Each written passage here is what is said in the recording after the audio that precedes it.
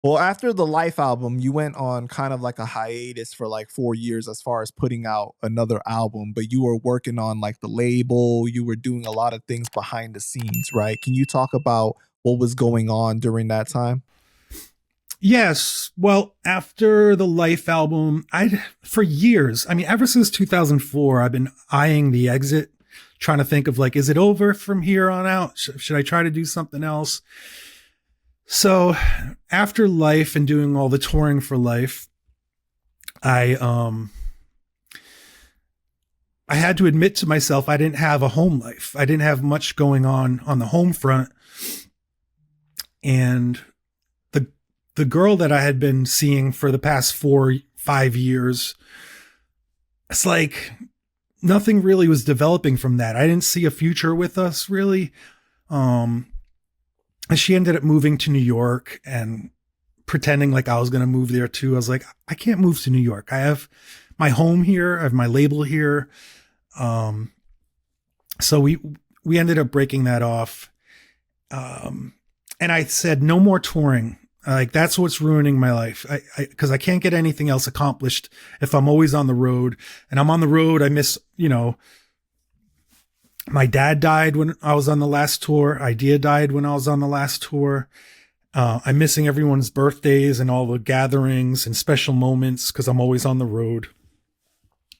No more of that. So after 4 years of mostly being at home, not developing a home life, kind of falling deeper and deeper into depression and being secluded and being a recluse, not being healthy, I had to give up on that and say, you know what? I got to make another album, get the hell out of here. Cause it's the only thing I know how to do in my adult life. Right. That's exactly what happened. I was like, all right, I got to make the album and tour hard on it. And that's exactly what I did. 2014 comes around. This is the first time I released a studio album of my own on my own record label, which was daunting. I had just switched physical distributors. So this was the first time I'm working with a new distributor called Red Eye, which I didn't have a history with. So that was a gamble, very scary.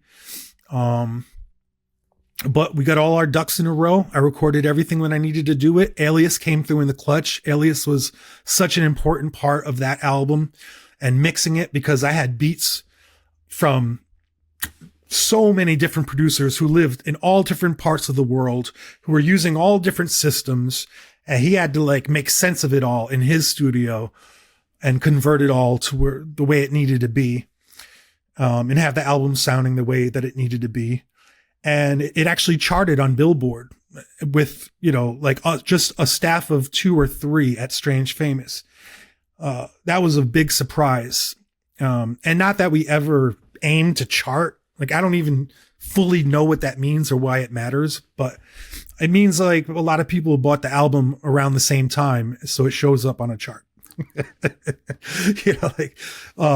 But yeah, like when I caught wind of that, I was like, holy shit, like this is working out. Like I didn't need the big system that Epitaph utilizes, although it did help me to get to where I was. Now we're at a point where we can put out our own stuff in a very official way and get the same results that Epitaph did without them taking 65% or whatever it is from profits. So as an indie label, that was a big step up. That was a big level up, a big confidence booster. And I toured from 2014 all that year, all the way through 2015, all over the world, almost nonstop. As I was doing shows, I was booking shows at the same time. Oh, so this is also when I decided I'm not going to work with a booking agency anymore, because they're not putting in the work for me. I'm going to do it all myself.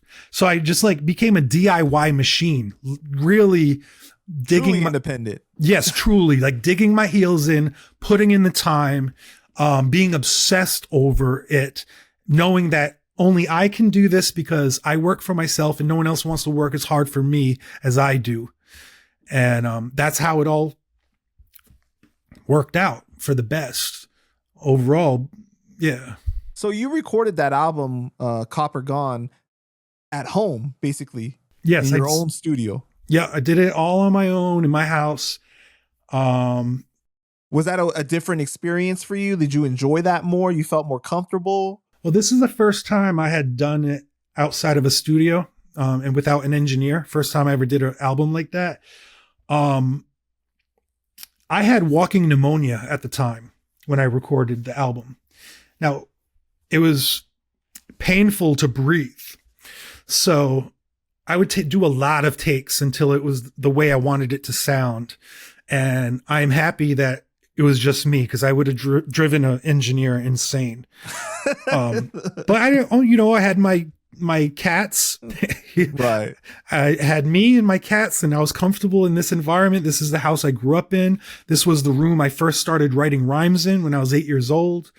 It all felt correct. It all felt like this is the way it should be, for me, and to come full circle with my music and my relationship to music. And, but obviously I did need Alias's, expertise after it was all said and done and recorded. With you living in the house that you grew up with, right, and you suffering some of that trauma as a kid there, do you ever feel like that energy is trapped there? Did you have to like kind of relieve the energy in any way, like burn real sage? I don't know, like, some type of thing. Yeah, it's odd. Now it's totally. I don't live there anymore. It's the Strange Famous Records office and storage space. So everything looks way different. It's just shelves and shelves and shelves in every single room, boxes and boxes and boxes, vinyl, CDs, shirts, hoodies, hats everywhere. So it's not like, I still get tinges. I mean, I still get like the feeling a little bit, like the energy is there. The ghosts do exist. It's always had a haunted feeling to me, that house. And Storm, who's the main person who works out of that, could speak on it better than me. I've held back on asking him about it, but I think I'm going to ask him about it, because I feel like he's kind of like, this place is a little weird. This place is, the energy is a little off, but I think it's perfect for what we use it for now. That is pretty cool though, man, to say that you do own it still and you still use it to some capacity though, right? I expected to live there my whole life. I didn't move there of my own like desire to leave. I had to move to Connecticut to be with my wife and kids for several reasons. And I don't know if I could ever get rid of it. Maybe at someday I will have to. I don't know. But it's really great that we get to utilize it, and I get to visit it whenever I want. How far is it from where you live? It's about 80 minutes. Oh, okay. So not bad at all. Yeah, it does suck though, like to have to drive 80 minutes there and then 80 minutes back home. So I go there like once a month to do stuff that I need to do. Right. But it's a special area. It's secluded. You're in the woods. Train tracks are still there. The train no longer goes by anymore. Yeah, lots of memories in that area. And I don't know, like I get a weird feeling in my stomach in certain areas. Like libraries do this to me. If I step into a library, I kind of get a weird feeling. I don't know how to explain it, but like I have to use the bathroom or something. It's like that house does that to me too. Or just being around it, I think it conjures up so much that I have a physical response to it.